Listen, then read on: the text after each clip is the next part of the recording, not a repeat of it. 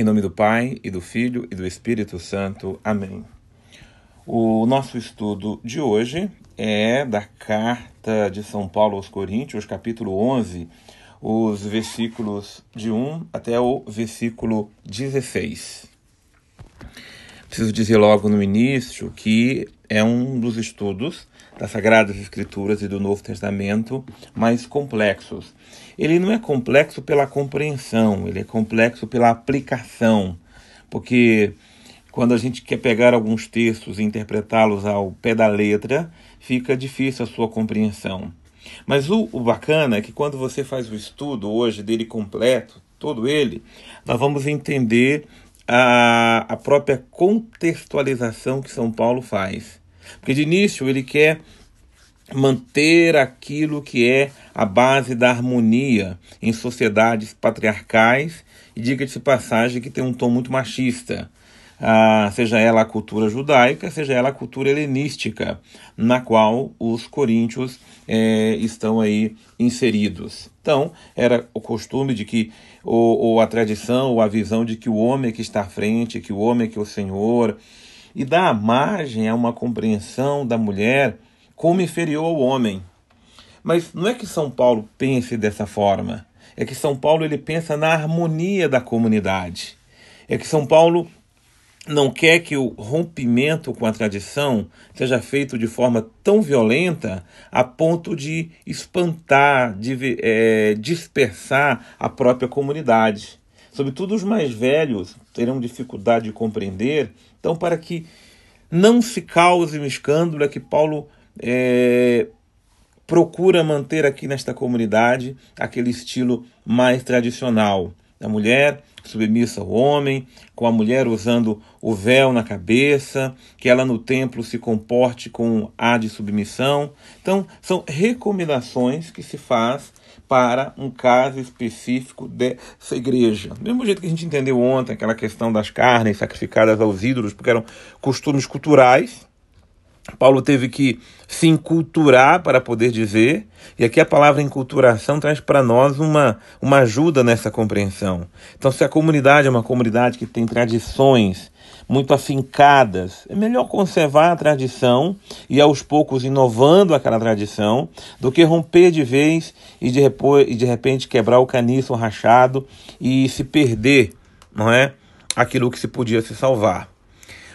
O que é rico para nós, para o nosso aprofundamento, a grande pérola do estudo de hoje, ou as grandes pérolas, estão lá nos versículos tanto 11 como 12, porque no fundo é onde Paulo antes ele dá toda aquela elucidação, fala da submissão, do véu, mas no fundo ele vai entender que o sentido verdadeiro é isto que está no versículo 11.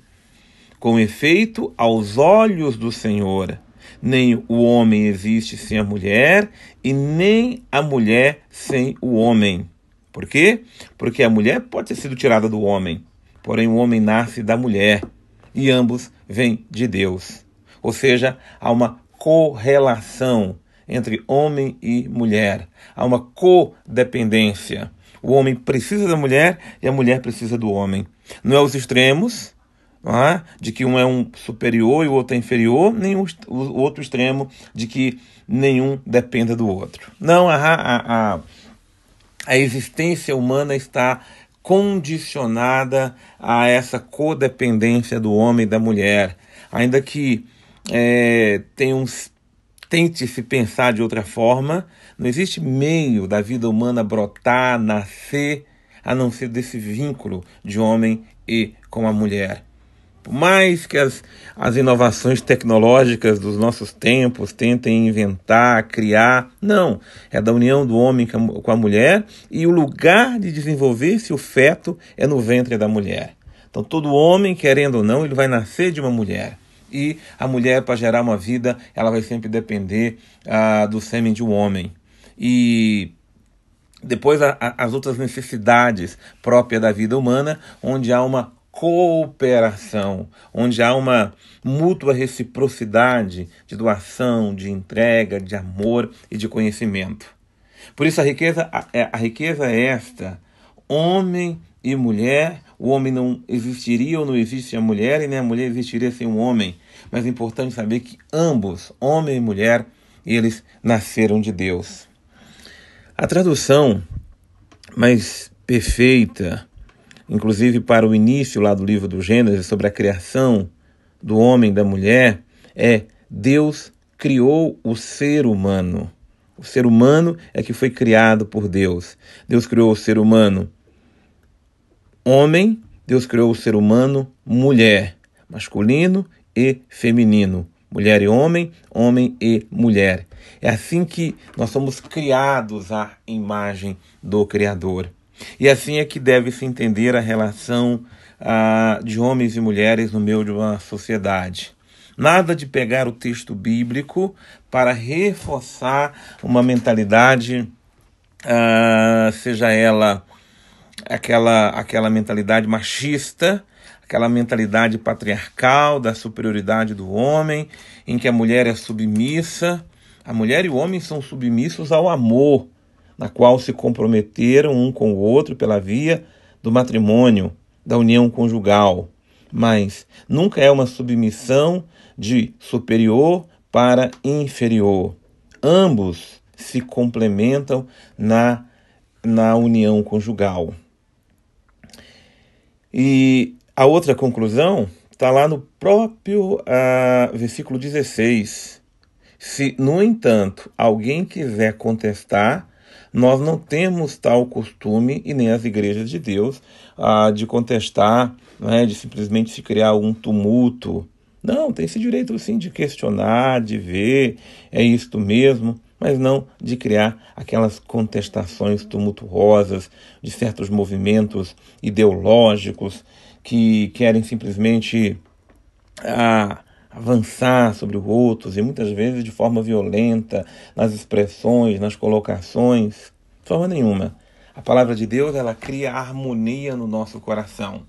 Às vezes é preciso ceder para que a graça aconteça, e esse ceder quer dizer, vamos dialogar, harmonizar, porque a graça de Deus, ela é muito mais importante do que as tradições, do que os conceitos que muitas vezes estão fechados em nossas cabeças. Que a palavra de Deus nos dê a sabedoria necessária para colocarmos em prática a palavra de Deus. Agora, voltando ao início do texto, para não se passar despercebido, a questão do véu na cabeça da mulher, ela tem um significado do pudor. O pudor, o respeito que se tem pelo corpo, desde a cabeça até os pés. Ora, não significa de forma nenhuma que precisamos regredir à época de se usar véu, de se colocar até hoje talvez burca, né? E aquelas saias até compridas. Não, há aqueles até que querem usar. Mas o pudor, quando você vai se aprofundar na palavra de Deus, o pudor, a pureza, ela está mais intrínseca nas atitudes, nos gestos, nas palavras, na vivência interior, do que simplesmente usar roupa, usar um véu ou uma casca para se proteger quando o seu interior está todo desnudo, quando o seu interior ele não está revestido desse pudor que é tão necessário.